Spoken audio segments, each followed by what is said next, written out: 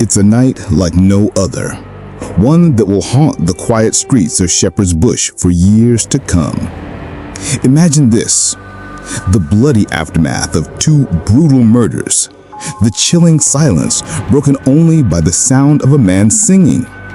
But he's not just singing, he's dancing, naked, covered in the blood of the two people he just killed. His name? Yostin Mosquera. What could possibly drive a man to commit such a horrific act? What's even more chilling, this wasn't his first plan. It was just the beginning. Albert Alfonso and Paul Longworth were more than just a couple. They are partners in life and in love, sharing a home and a bond that spanned decades. Albert, 62, was a man who saw joy in life's pleasures, including a world of sexual exploration. Paul, 71, his steady counterpart, was just as much a part of this world. Together, they welcomed people into their home, but they never saw Mosquera coming. Yostin Mosquera was a 35-year-old Colombian man with a darker side, a history that would later be uncovered by the police. He met Albert online, and soon after he was living with the couple. On the surface, it seemed like a typical arrangement, a stranger finding shelter, but underneath there was a brewing storm. Mosquera's online history, including searches about violent acts and murder, painted a different picture. But for Albert and Paul, everything seemed normal. Little did they know that the man they trusted would become their executioner. On July 8, 2024, the tranquility of the flat in Shepherd's Bush was shattered. What started as an ordinary day ended in an unimaginable act of brutality. Mosquera, once a guest, turned predator. Albert Alfonso was stabbed repeatedly in the neck, torso, and throat. It was an attack fueled by rage, but it didn't stop there. Paul Longworth met a more violent end, struck with a hammer to the back of the head. The force of the blow shattered his skull. But the horror didn't end with the murder. It was only the beginning. In a twisted ritual, Mosquera decapitated and dismembered the bodies of his victims, freezing some parts of them and placing the rest into two large suitcases. He needed to dispose of them, to rid himself of the evidence, and so he traveled to Bristol, to the iconic Clifton Suspension Bridge. Under the cover of darkness, he threw the suitcases over the edge, hoping to rid the world of the horrors he had created.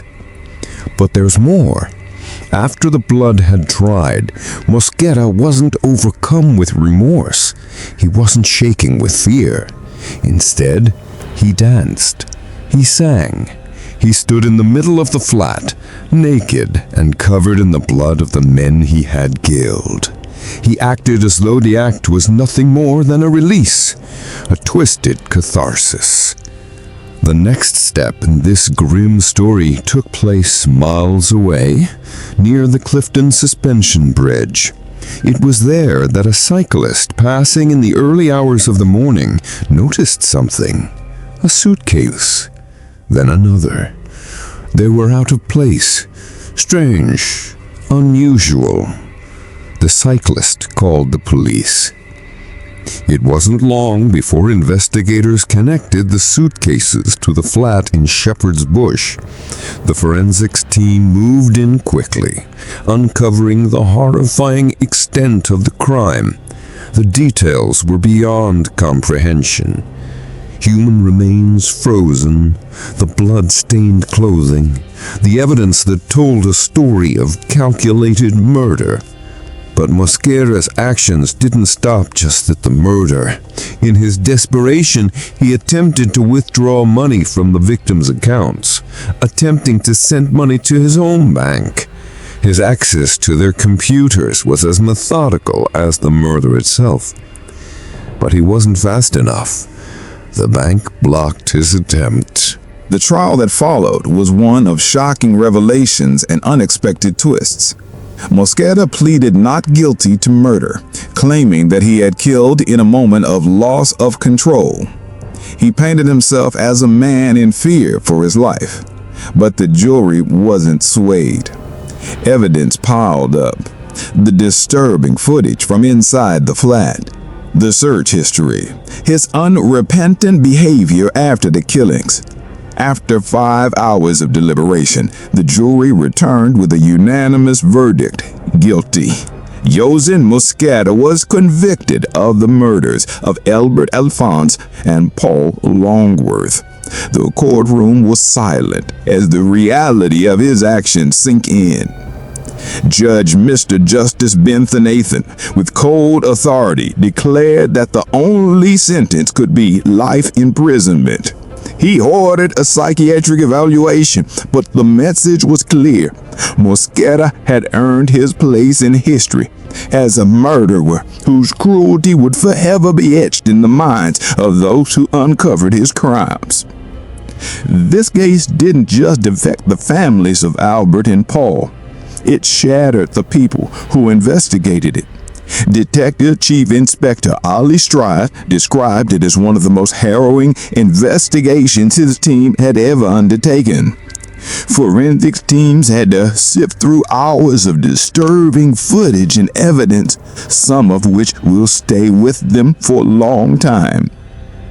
And for Mosquera, there's no escaping the reality of his crime. As the sentencing looms, the public continues to grapple with the chilling reminder that sometimes the most dangerous predators are the ones who seem the least threatening. As the final verdict is delivered and the weight of this horrifying case sinks in, we turn to you, the viewers. What do you think? Was Yostin Mosquera's behavior a product of a dark, twisted mind, or was there something more at play that the court didn't uncover? Do you believe justice was truly served for Albert Alfonso and Paul Longworth?